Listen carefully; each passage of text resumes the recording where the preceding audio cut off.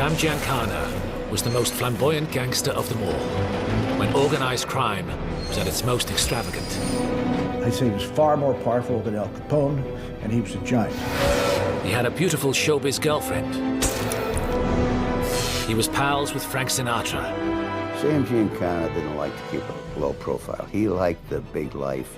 He liked to be seen with the stars. He was worth millions and had the power of life or death. He killed a lot of people, had a lot of people killed. One cold stare from you and it could cause you to become very concerned. If you crossed him, you were in deep trouble. But in helping elect a clean young president and assisting in the CIA's murkiest operations, his career sees the mafia and politics mix into a deadly cocktail. The pursuit of Sam Giancana is the ultimate story of the state versus the mob. And the final chapter is one of the most notorious mafia hits of all.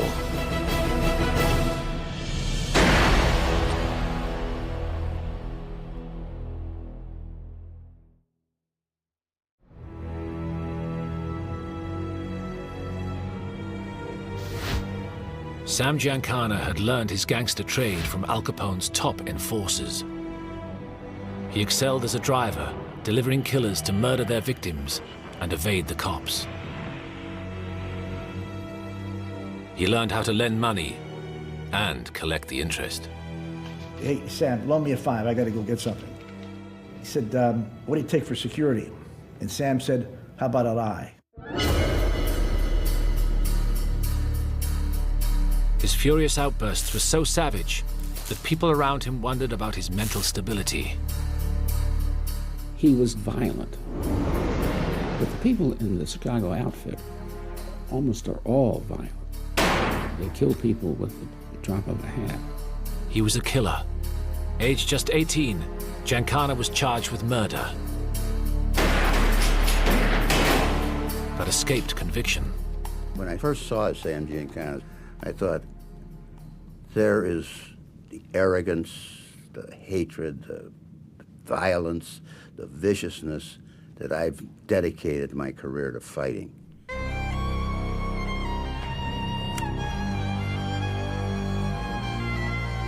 For the mob, Giancana's greatest strength was not his violent nature, but his gift for making money. It was Giancana who struck fear into the electricians' union so that every slot machine in Chicago paid the mob. It was Giancana who muscled the black gambling kings out of Chicago with threats and murder. Under his watchful eye, millions of dollars poured in from casinos in Las Vegas and Cuba. And by 1957, aged 49, Sam Mooney Giancana was boss of the Chicago outfit. Sam Giancana was the most powerful criminal chief in the history of the United States. He had his tentacles into the police, to the courts, to the business world around Chicago.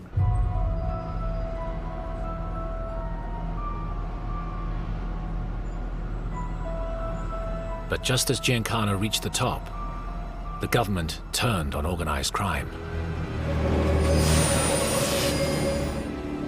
An eager young lawyer began fighting to see him and his kind fall.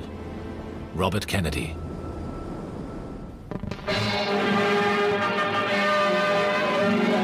The nation's underworld gets the unwelcome spotlight of publicity as the Senate's Investigations Subcommittee begins new hearings on crime. Arkansas Senator McClellan... The Senate Labor Rackets Committee was investigating mafia corruption of the trade unions. Robert Kennedy, as chief legal counsel, made a name for himself by questioning witness after witness about their mob connections. Did you say that SOB, I'll break his back? Who did you make it about? I don't know. I may have been discussing somebody in a figure of speech. Well, who did you make the statement? Whose back were you going to break? I don't even remember it. Well, whose back were you going to break, Mr. Hoffa? Figure of his speech, I don't even know who I was talking about, and I don't know what you're talking about. I mean, it was real-life drama, and it was exciting to watch. On the 9th of June, 1959, The witness was Sam Giancana. You tell us whether if you have opposition from anybody that you dispose of them by having them stuffed in a trunk. Is that what you do, Mr. Giancana? Would you tell us... Giancana refused to answer Kennedy's questions by taking what is known in America as the Fifth Amendment. When you take the Fifth, you say essentially, I respectfully decline to answer on the grounds that my answer might tend to incriminate me, and nobody can touch you for it. Sam Giancana asserted his Fifth Amendment rights over 30 times. I declined to answer because I honestly believe my answer might tend to incriminate me. Chief Counsel Robert Kennedy seemed frustrated and goaded the gangster. Will you tell us anything about any of your operations, or you just giggle every time I ask you a question? I declined to answer because I honestly believe my answer might tend to incriminate me. I thought only little girls giggled, Mr. Giancana. Bobby Kennedy's theatrics were perhaps intended to light Giancana's famously short fuse. I think he was hoping that Giancana would explode. But, you know, I never thought he really gave a damn. Round one in this long, bitter feud went to Sam Giancana. Kennedy could get nothing on him.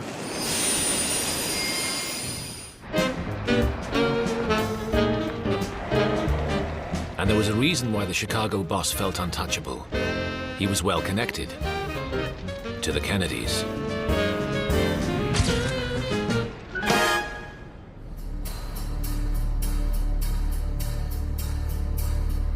Robert Kennedy's big brother, Senator John F. Kennedy, had set his sights on the White House. But just to become the Democrat presidential candidate was a battle. A Boston Irish Catholic couldn't get elected to anything in staunchly Protestant states of 60s America like Wisconsin and West Virginia. The wealthy Kennedy clan would have to buy support in these key primary elections, so they reached out to an influential family friend for help. Frank Sinatra. Sinatra was a friend of the Kennedy family, and Jack Kennedy in particular. Frank, in his turn, had a friend and business partner who knew all about getting his way in politics. Sam Giancana. I have every reason to believe that there was mob money in the West Virginia election. The person who handled the money was Frank Sinatra.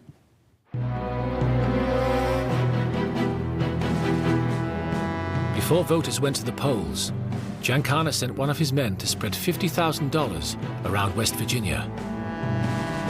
He sweetened local politicians with new office furniture and paid bar owners to keep Sinatra's campaign song, High Hopes, playing on jukeboxes across the state.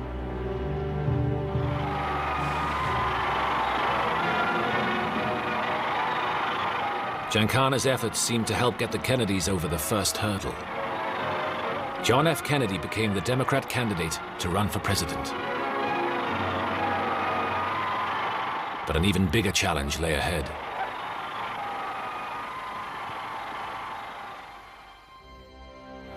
In November 1960, John Kennedy faced the sitting Vice President, Richard Nixon, in the race for the White House. The election was too close to call. Pundits were saying that whoever won the state of Illinois would win the presidency. And the key to Illinois was Sam Giancana's backyard, Chicago.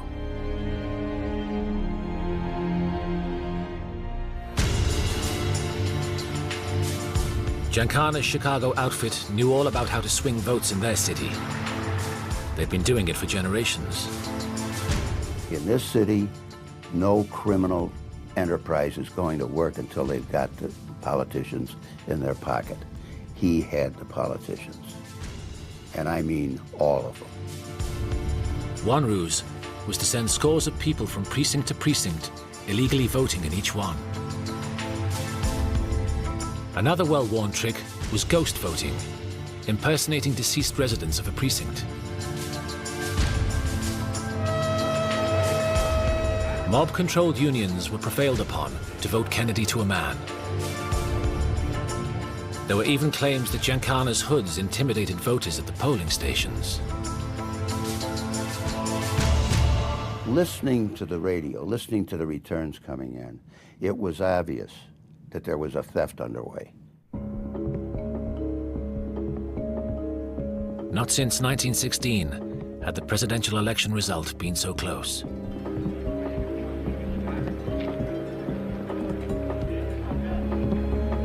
Kennedy beat Nixon by just 0.1%.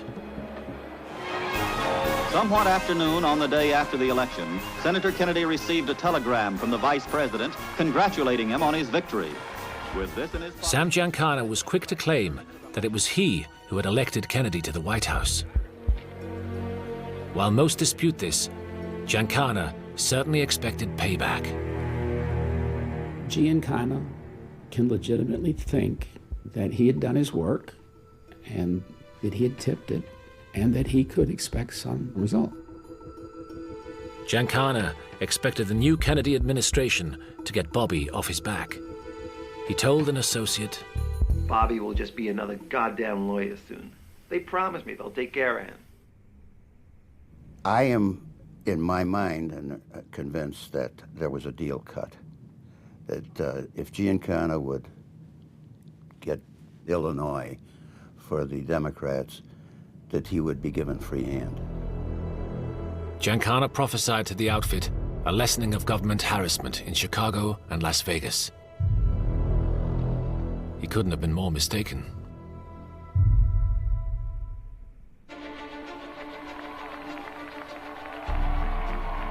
New President John F. Kennedy appointed his brother, Bobby, to the government post of Attorney General.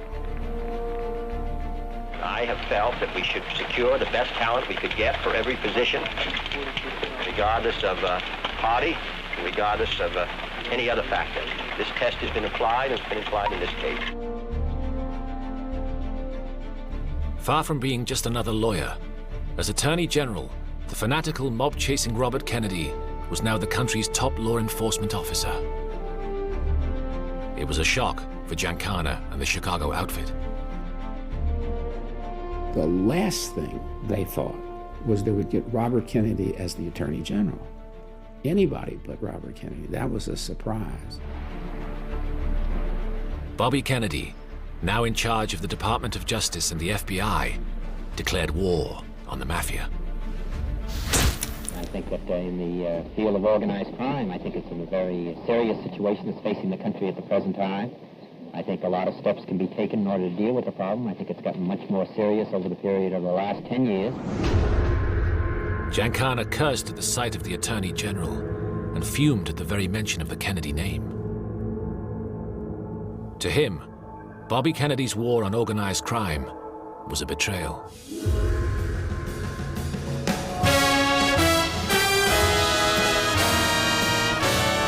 But as the Justice Department went to war, Sam Giancana fell in love.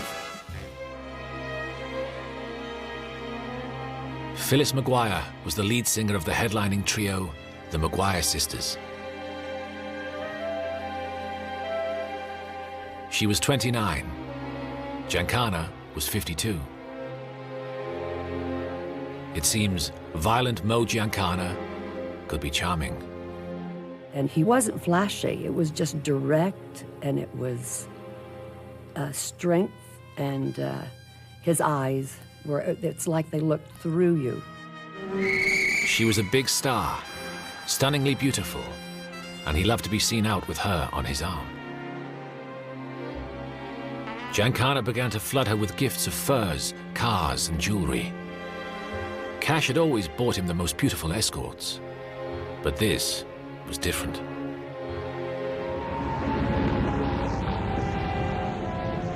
He began to neglect business in Chicago, to follow Phyllis to performances all over the US. He even accompanied her on a 2-week European tour. The tough mob boss had a chink in his armor, a weak spot the government would later use to help bring him down.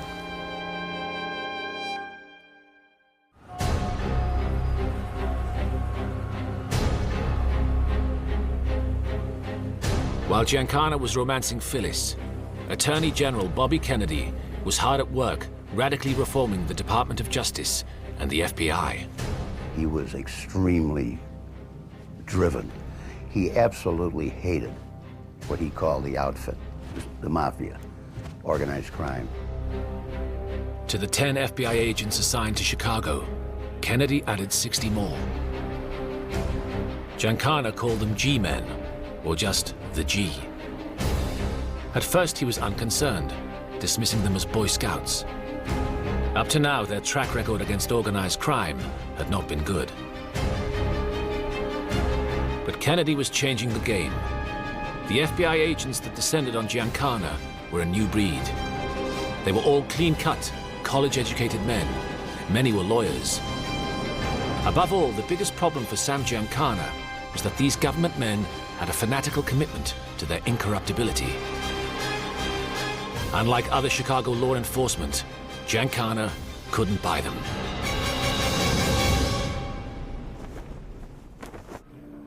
Robert Kennedy was also increasing the number of lawyers in the Justice Department's Organized Crime and Racketeering section from 17 to 63. He rebuilt the whole operation. You can think of the Department of Justice as an aircraft carrier, and you can't turn an aircraft carrier on a dime.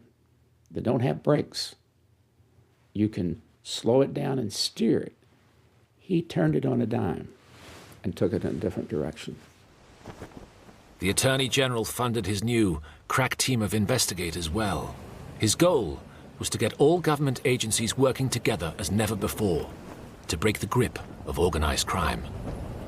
He talked directly to you. It gave us a whole feeling of electricity in what we were doing and commitment to what we were doing.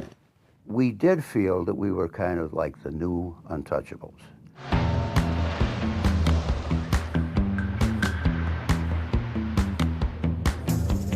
Giancana was now closely watched by the new FBI agents in Chicago. The view is fine and the kids are still in school. Over. His HQ was in the back of the Armory Lounge Bar and Restaurant in Chicago's Forest Park suburb. Despite FBI surveillance, his private business remained secret behind closed doors. Eyeball one to dugout. I read you loud and clear. Or so he thought. 10-3, eyeball one. Stay with it.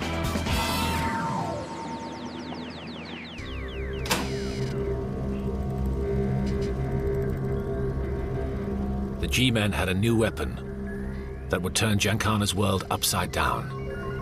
Electronic surveillance. Bobby Kennedy decided that organized crime was an issue of national security. It was a threat to the United States and fell in that category that you could exercise a wiretap and install a wiretap without a warrant. The number of FBI bugs and wiretaps in America exploded from just a handful to hundreds. The FBI agents Romer and Hill, assigned to monitor Giancana, were quick to hide a microphone in the Holy of Holies, his HQ, the Armory Lounge. The G-men overheard Potsy Poe, an old associate, complaining about them to Mooney Giancana. I never thought it'd be this fucking rough. You told me when they put his brother in there, we're going to see some fireworks. Well, I never knew it'd be like this. This is murder. Concentrate on certain individuals. You mean the outfit? Yeah. The agents heard exactly how Giancana ran the outfit. Although officially the boss, he received advice from senior mob figures and retired boss Tony Accardo. Listen, Mo. Oh, we aren't here to try to twist your mind. We're just giving you what's practical. Practical advice, that's all. We're not here to try to distort you. The tapes also revealed how Giancana advised his driver and bodyguard, Butch Blasi, about the Mafia Code of Silence, Omerta. He warned about the penalties for blabbing mob business to outsiders.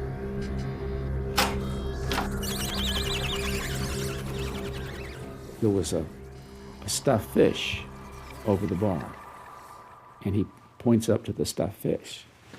and says, You know how that fish got that way? He opened his mouth. and of course he's saying this into a bug himself, but he's telling Butch Blasey to don't talk about all that kind of stuff.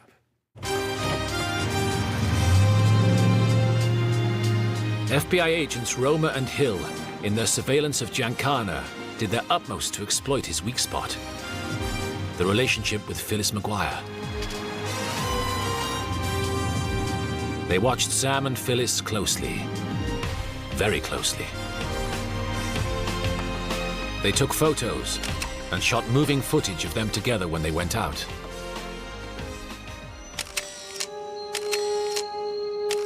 With wiretaps and bugs, they also listened when they stayed in, even recording their conversation in their bedrooms. Whether in Las Vegas, or Maryland, Pittsburgh, or Atlantic City.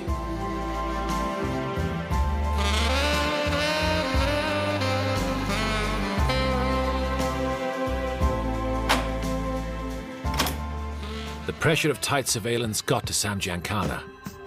His acid anger was fired at the G-men whenever he saw them. Now Roma, he spots us. He says, hello, Mo. And he walks away. So we move out of there, into the other room, and who the fuck walks in but that shit Hill? Giancana started to lose control. He antagonized the agents and hissed obscenities. Retired boss Accardo was concerned that Giancana would do something stupid. Don't call them dirty words or anything. Don't pay attention. Just walk away from them. Let them talk. You guys, holler and go fuck yourselves and this and that. They're bastards. They're just like us. They got a job to do. We know what to do, and we do it. I know.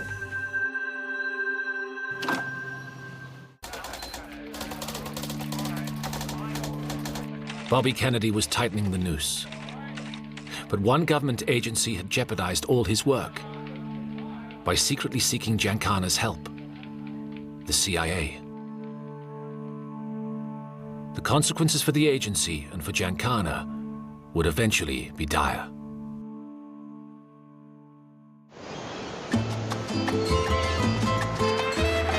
Giancana and many other gangsters had once had vast, lucrative business interests on the island of Cuba, just a short hop from Miami.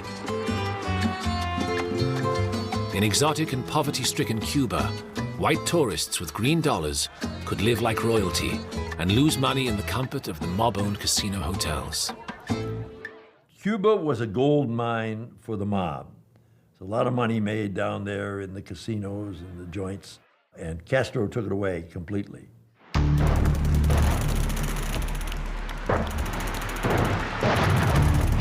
On New Year's Day, 1959, Fidel Castro's rebel forces swept into Havana and, with popular support, supplanted the old mob-friendly regime of President Batista.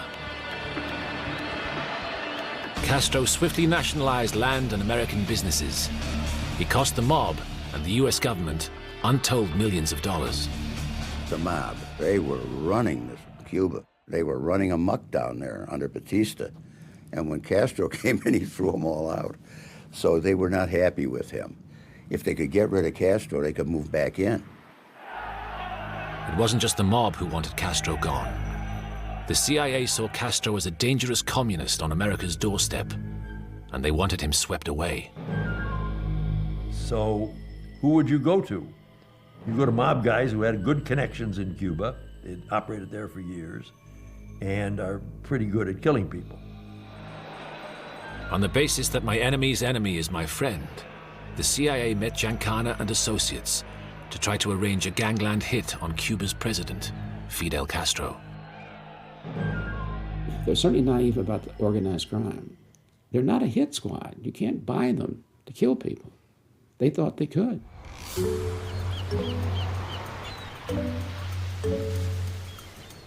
At a clandestine meeting at the Fontainebleau Hotel in Miami, the CIA wanted a Capone-style attack. with Castro going down in public in a hail of bullets. The real-life gangsters demurred, wanting to keep things nice and clean. Giancana suggested something much more CIA, using pills to poison Castro's food and drink. The CIA took his advice. But when a US government agency secretly commissioned murder from gangsters, they should have seen trouble coming. And once you've dealt with them and they've given you something, then they have a right to ask for something back. And you don't want a reciprocal relationship with them. You're compromised.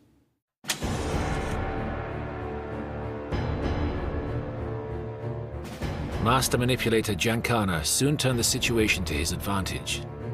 First, he's working for the CIA, and then somehow, they find themselves working for him.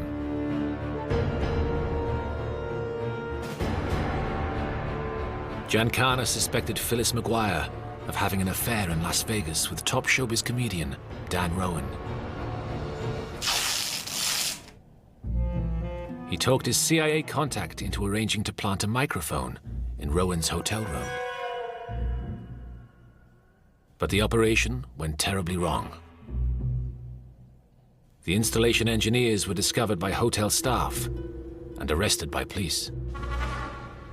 The CIA feared the mob connection and Castro assassination plot would get out. The agency did not want that plotting to come public, and they were afraid to death of any public examination of Giancana. To avoid a public trial, a deeply embarrassed CIA director of security, Sheffield Edwards, had to confess in a memo to the FBI the whole sordid affair. When he found out, the Attorney General, Bobby Kennedy, was furious. And he called Sheffield Edwards in to his offices. And what he said was, the next time you do something like that, you talk to me first. One day, all this would come back to haunt both the CIA and Sam Giancana.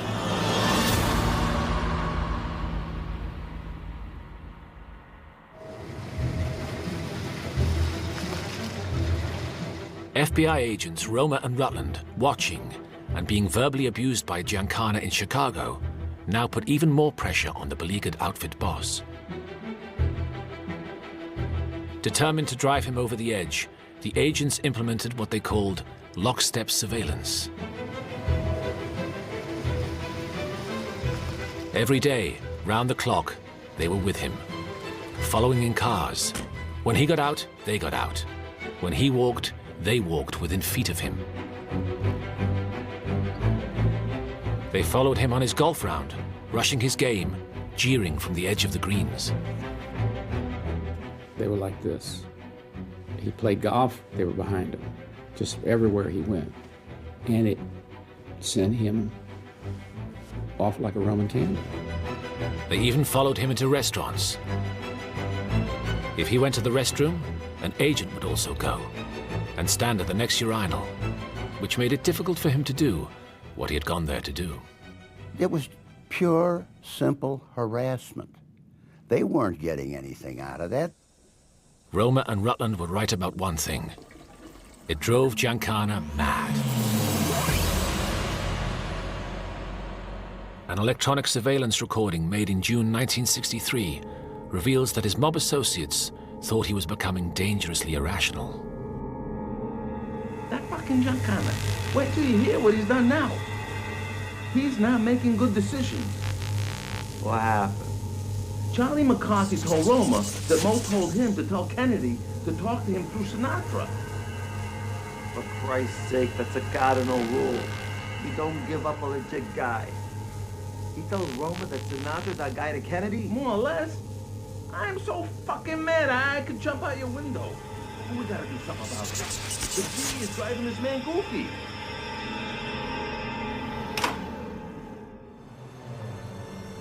A maddened Giancana lashed out in a way the mob would never understand. He sued the FBI. saying their lockstep operation violated his civil rights.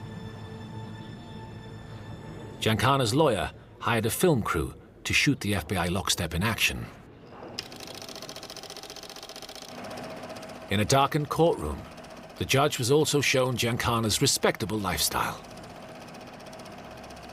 Playing a round of golf, going to church, and visiting his father's grave. An injunction against lockstep surveillance was granted. The FBI agents would have to keep their distance. Sam Giancana had, for the moment, beaten the FBI.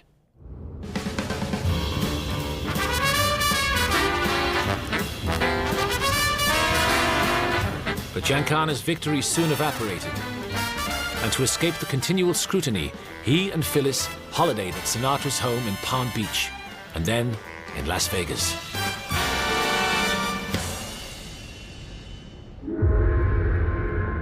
Meanwhile, the FBI was recording some disturbing mobster conversations.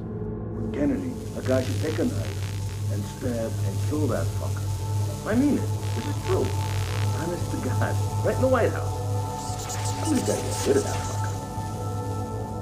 The Kennedys' war against organized crime was fueling a dark mood among gangsters all over the United States. They should kill the whole family. My mother and father, too.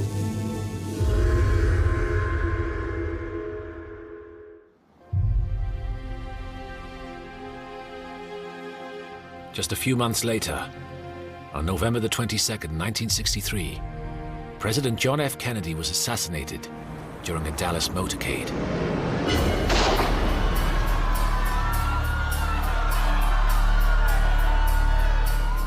The killing spawned a rash of conspiracy theories about who might be responsible. There was always a strong rumor that the mob had something to do with the assassination of John Kennedy. The rumors of Mafia involvement were fed when it was revealed that the man who gunned down Kennedy's assassin, Lee Harvey Oswald, was mob fixer Jack Ruby.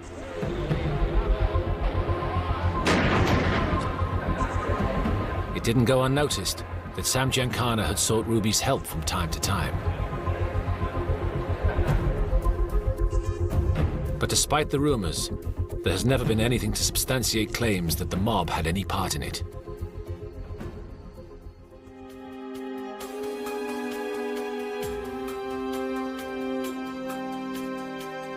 President Kennedy's death did, however, give the mob what it wanted: the immobilization of his gang-busting brother. I think he was simply crushed and shocked by it. An FBI informant heard Giancana's reaction. What he said was chilling. Attorney General Robert Kennedy will not have the power that he did. Within a year, the new president appointed a different attorney general, and Robert Kennedy was gone.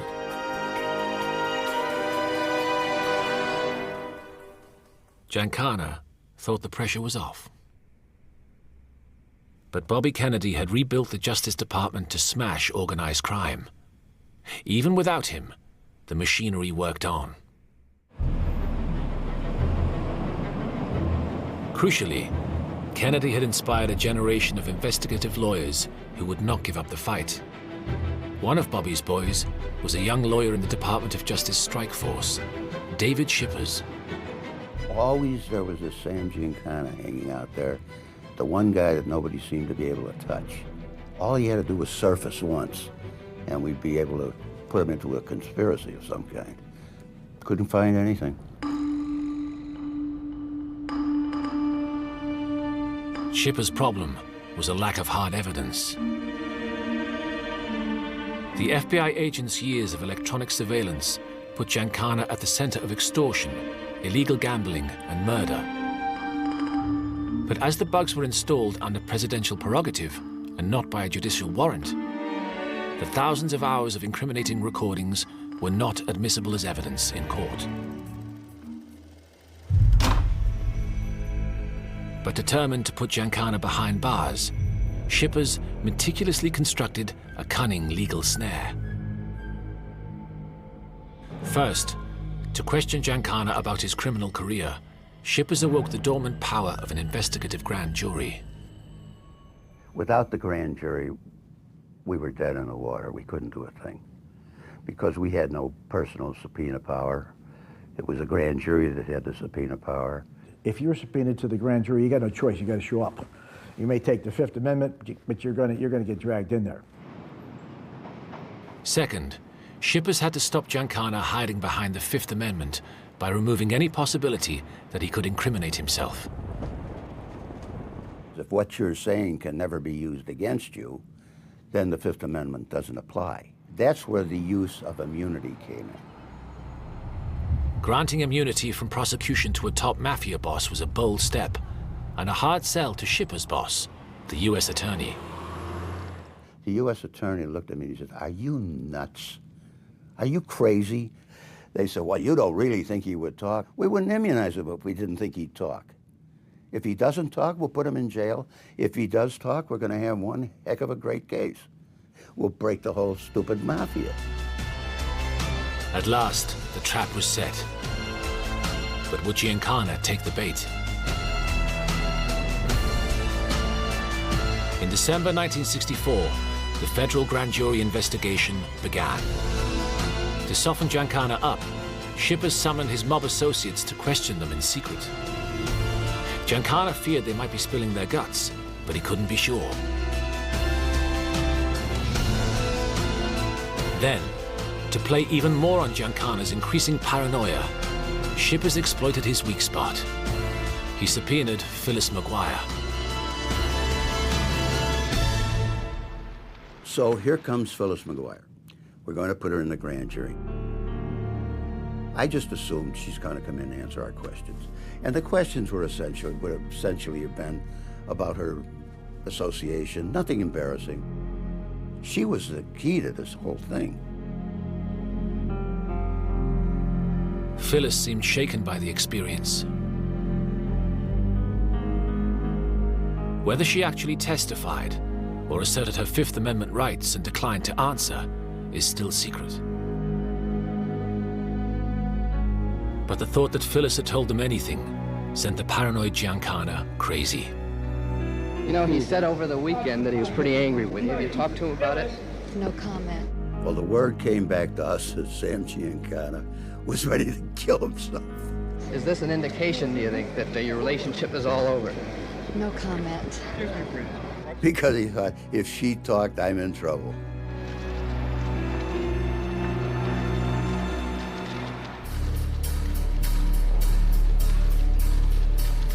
David Shippers scheduled Giancana straight after Phyllis and made sure he reinforced Sam's fears when they met just before questioning. I had a transcript of another individual's testimony in some case. It was about a half-inch thick. And we had the court reporter put a page on top that said, "Testimony of Phyllis McGuire." And I know Sam saw it. Shippers had Giancana right where he wanted him, on the witness stand. The Chicago boss thought he knew the rules of this game.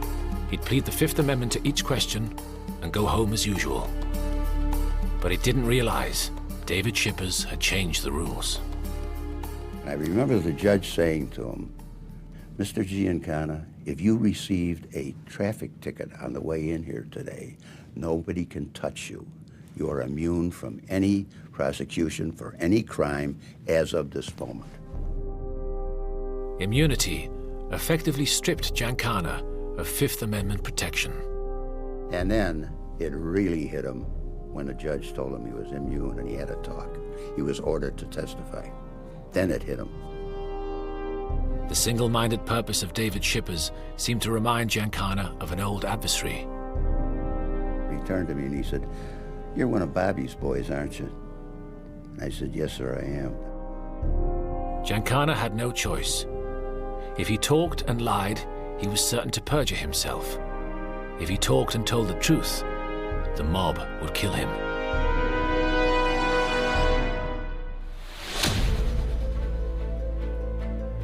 Giancana gave his name and address, invoked the Fifth, and the trap was sprung. Sam Giancana, boss of the Chicago outfit, by refusing to answer questions, was in contempt of court and taken straight to jail.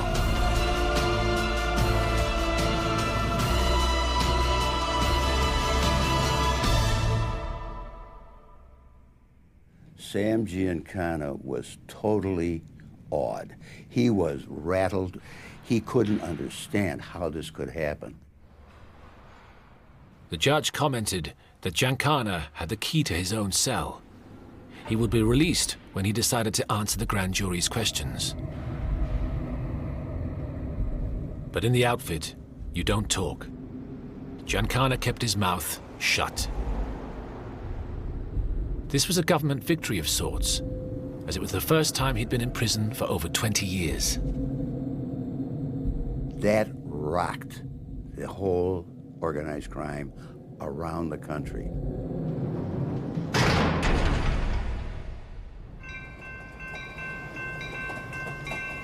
But was it such a great victory? Giancana could only be held in jail until the grand jury folded a year later. On the night Giancana was released, in May 1966, there was a party at his home in Oak Park, but senior mobsters found nothing to celebrate. The outfit old guard decided Mo Giancana's high profile and volatile temper was bad for business. They gave the FBI a belated victory by stripping Sam Giancana of his rank as boss and throwing him out of Chicago for good.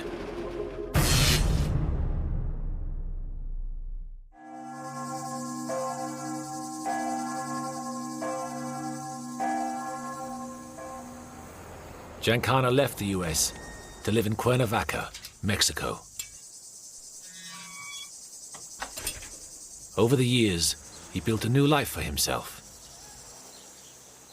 No G-men dogged his steps or monitored his phone calls. And Giancana returned to what he did best, making money.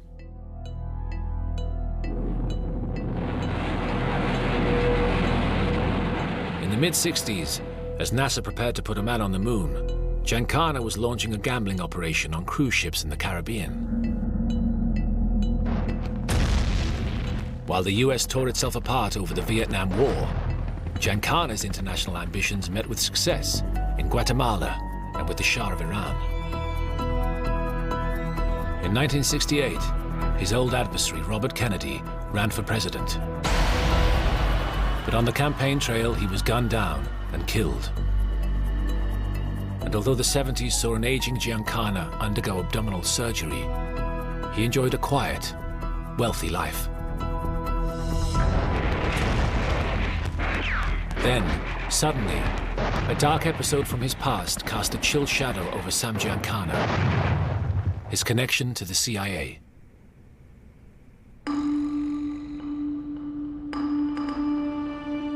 In January 1975, a Senate Select Committee began investigating illegal CIA operations, specifically CIA involvement in plans to assassinate Castro. Its findings would shock Chairman Senator Church. It is simply intolerable that any agency of the government of the United States may engage in murder. The committee was very interested in hearing from any mobsters consulted by the CIA in their Castro assassination plots.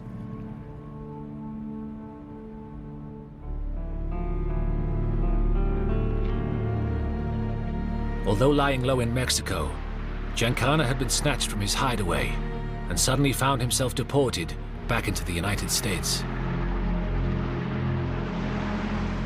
The press were waiting. Giancana, why did you have to leave Mexico, sir? Why? I don't know.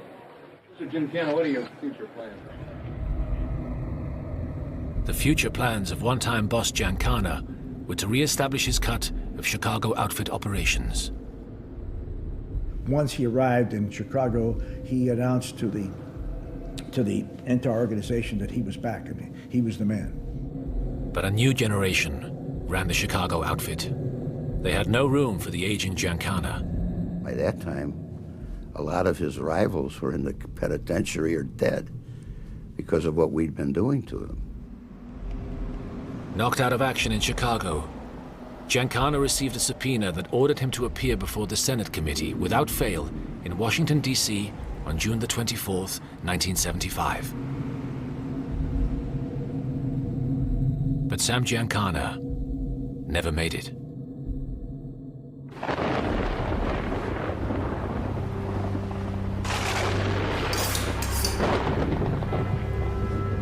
On June the 19th, 1975, 4 days after celebrating his 67th birthday, Sam Giancana was at home in Oak Park, Chicago. He was cooking in his basement kitchen. Routine police patrols noticed nothing unusual.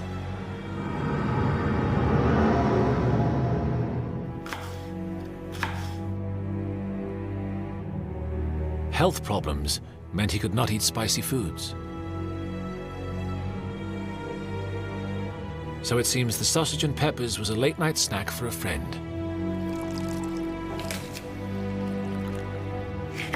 A friend Giancana liked and trusted. A close friend.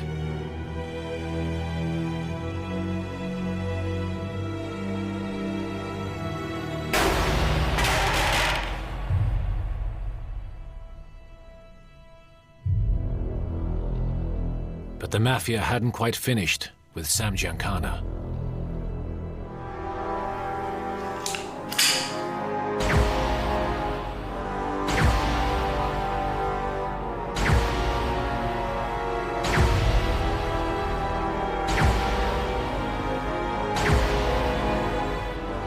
The way he was killed showed that the mob no longer trusted him to keep quiet. He was shot in the mouth, so that you might draw the conclusion that somebody was leaving a message. Don't talk. It was somewhat interesting that somebody that powerful was killed, so there had to be a major decision among the powers that be in the mob. Sam Giancana's extraordinary career had lasted over 50 years, spanning the heyday of organized crime in America. In the years after Giancana, show business stars began to shun any mob connection. The glamorous image of gangsters became tarnished. People realized they were just killers. Never again would a mafia boss be so closely associated with the bright stars of show business or the dark underbelly of politics. The FBI and the Justice Department had struck the first serious blows aimed at breaking the Mafia.